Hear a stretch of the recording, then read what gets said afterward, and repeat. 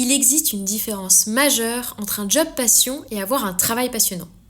Et si vous voulez réussir votre reconversion, il ne faut absolument pas tomber dans cet écueil. Pourtant, c'était le cas de Camille.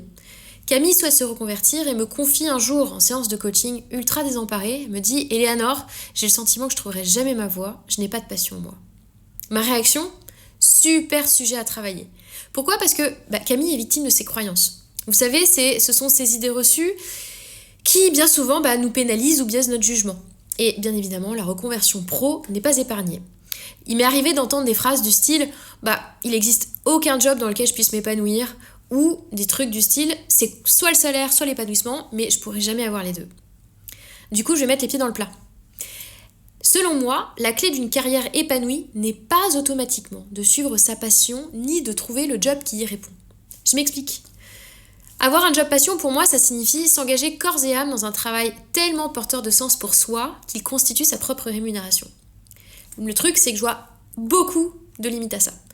La première, c'est que l'épanouissement au boulot vient certes de son métier, mais aussi de l'environnement dans lequel on est. L'ambiance, les relations, l'arème, les perspectives d'évolution. La preuve, c'est que parfois on adore son métier, mais on ne supporte plus ni sa boîte ni son boss. Et parfois c'est l'inverse. La deuxième raison, c'est qu'on n'a pas tous une passion et c'est ok. Si vous n'en avez pas, ne vous mettez pas la pression.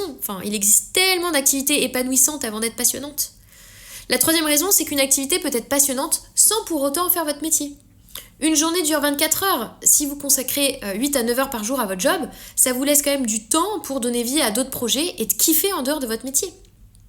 Et la dernière raison, c'est le déséquilibre et le burn-out.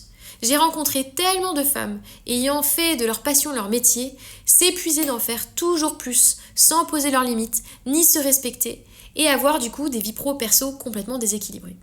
Attention, je suis pas en train de dire que le travail ne peut pas être passionnant. La preuve, j'adore mon métier. Je dis juste qu'avoir un job passion, c'est risqué pour votre équilibre et votre santé mentale.